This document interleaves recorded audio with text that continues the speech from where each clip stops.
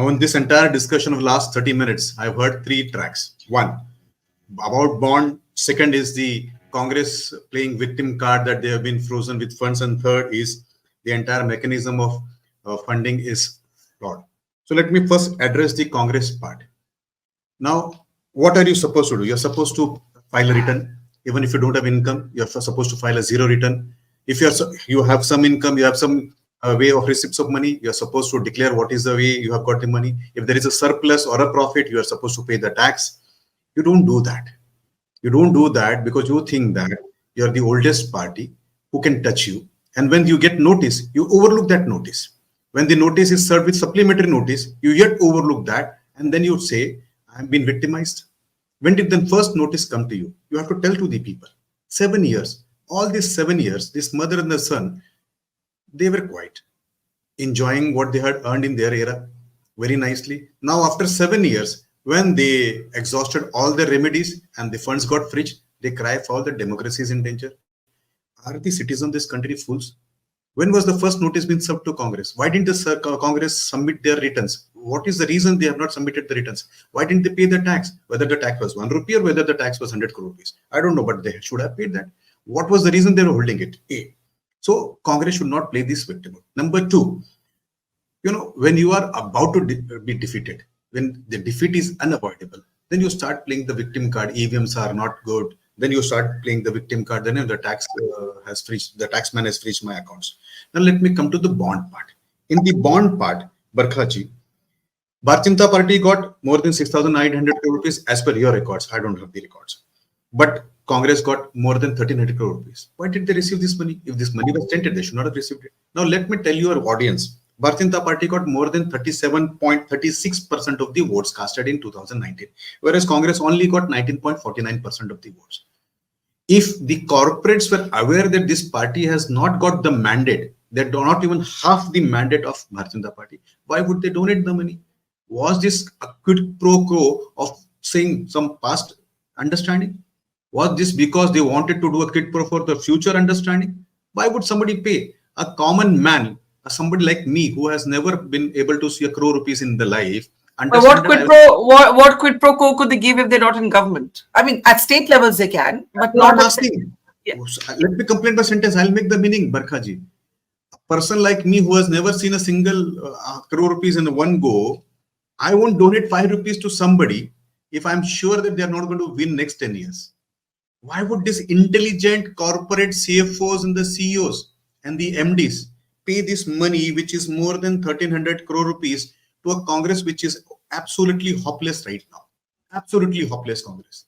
On to comment on the IPS officer, Mr. Jha.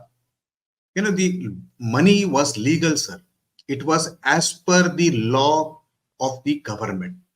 ROC or any other people, they were all okay with the law till the Supreme Court has struck it. So do not call it as to be illegal money. They paid it because there was a sovereign rule behind this that you can give the money. Was the money declared by those corporate in their balance sheets? Answer is yes. They did not declare the name of the recipient political party, but they had to declare their money, unlike the Congress, which has not declared their income tax.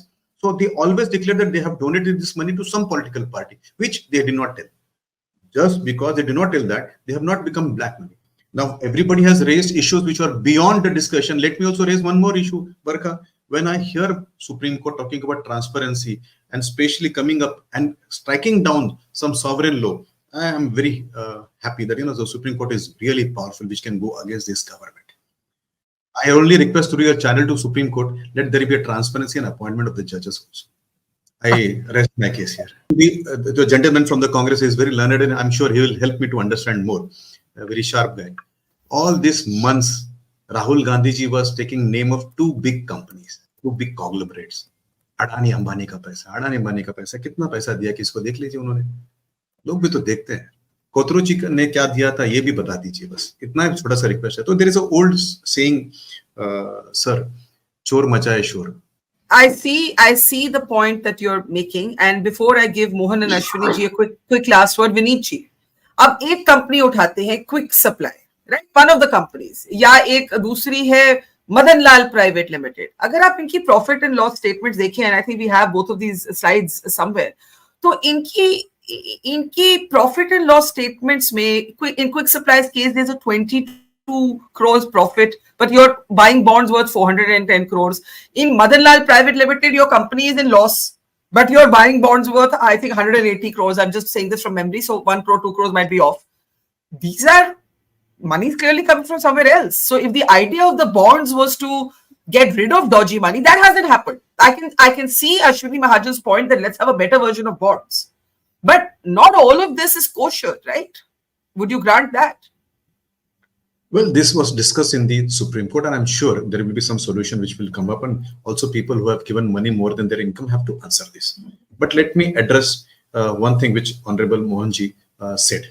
You know, Mohanji, when you were speaking, you actually displayed the mindset of the colonial Gora master who formed Congress and the dynasty who continued. How? Why are we being so personal? But anyway, make your argument on the issue, and then I'll get Mohan to respond.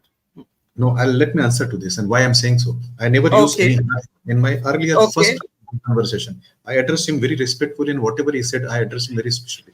The moment he said ranting, it displayed the colonial mindset of a dynasty who thinks that by birth they have right to rule this country, and if they have been denied that right by the people of the citizens, they will call others ranting. Sir, what I submitted is my understanding. Yes, maybe you are foreign educated, so your understanding may be better, sir. But let me tell you once again, you are the person who has not filed the returns. You are non-compliant. Because of that, the department has given you notice. So hiding behind the garb that, the penalty was only 10,000 rupees, it should have been appropriate to the crime. You are a criminal. The moment you do a crime, you're a criminal. Small criminal, big criminal. You are a criminal. So please admit that. And two, do not ever try with a common citizen like me to show off your dynasty mindset. I will not bow down to this particular part. A. B. You will have to answer to this country. What happened? Why did Katroji go out? What is Augusta Wetlands? Why did you get 1,000 crore rupees for a useless president or a past president who has no signs of controlling the party? So if you try to insert the common citizen here, we will also use harsh. Okay, no, let's no one